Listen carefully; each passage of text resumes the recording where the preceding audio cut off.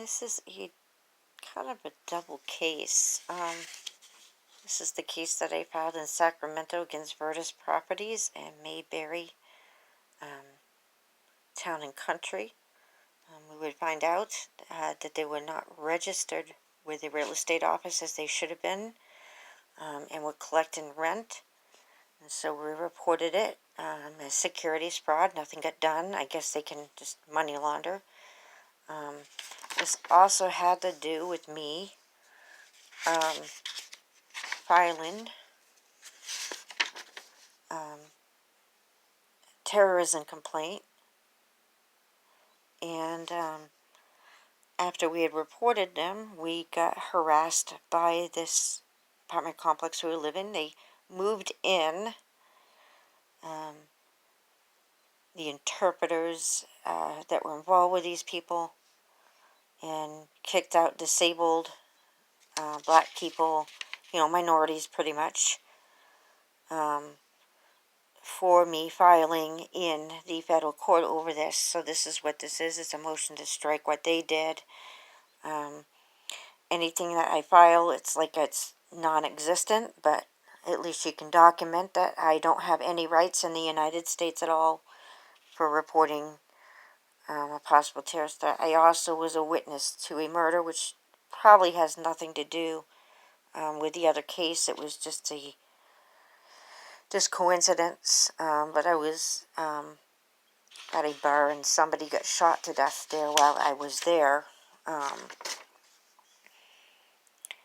So this is what this is about. But in California, you're required to file your fictitious business name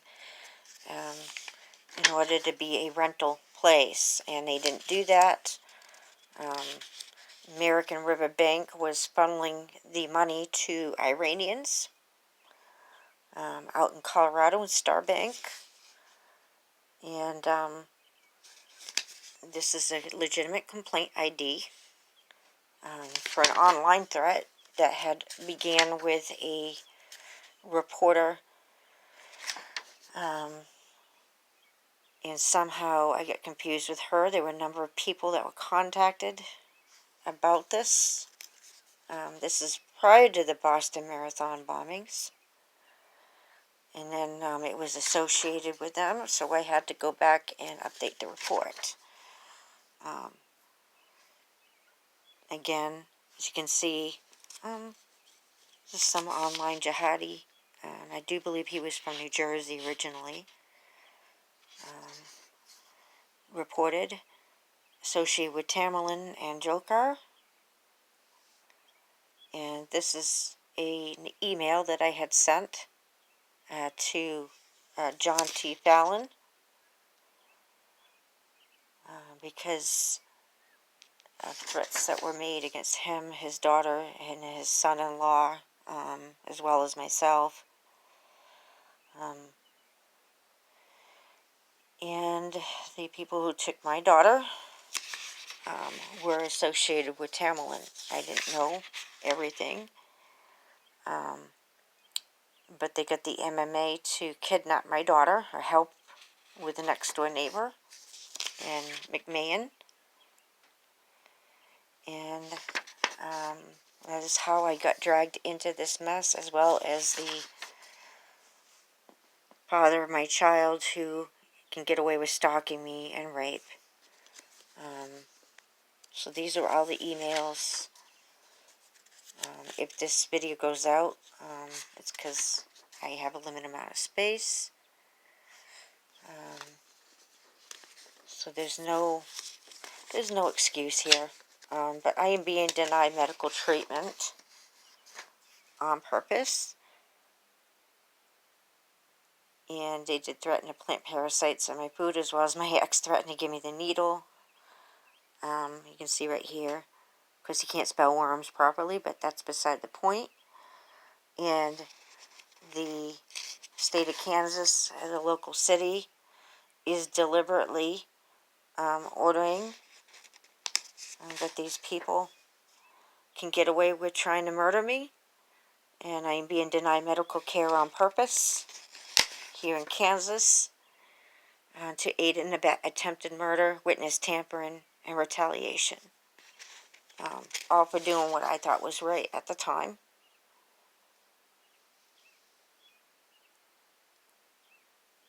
And that's pretty much it on this, I guess. I won't know everything that went on. They might have been using that property to track who these people were. After all, they did threaten to, train for IEDs. So, yeah. And as usual, Mr. Thomas Clark gets some kind of witness protection, and he can now use that fake name, that new name he got, to retaliate. His family, his brother is doing retaliation as well. But this whole thing all started with Kirby Company in New Hampshire, DeRose and Associates, in which I filed a sexual harassment lawsuit. And one of the members there was an illegal immigrant who was also working for Zamfoods through the Crushy Group.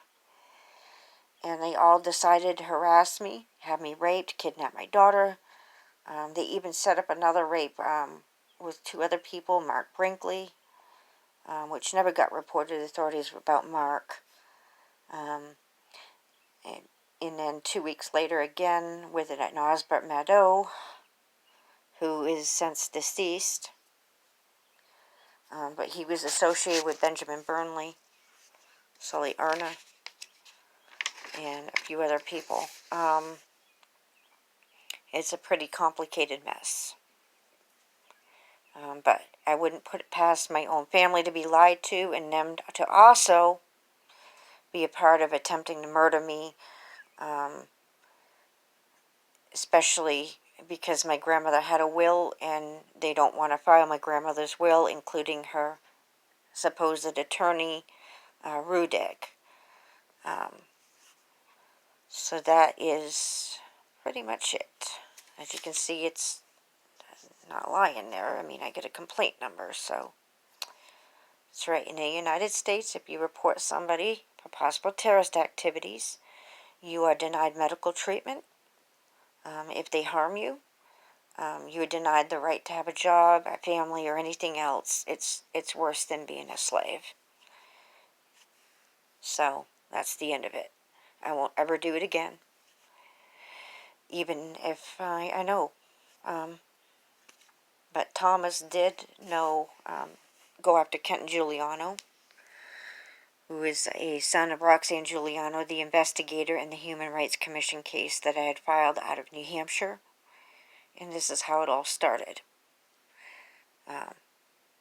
Which I already said before.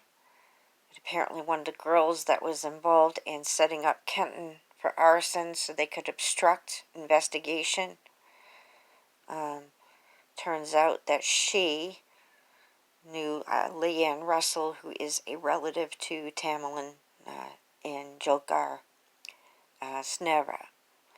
So all the years I went and complained about Mr. Clark or tried to get restraining orders on him, were to no avail, because apparently he's above the law and I'm not allowed medical treatment. So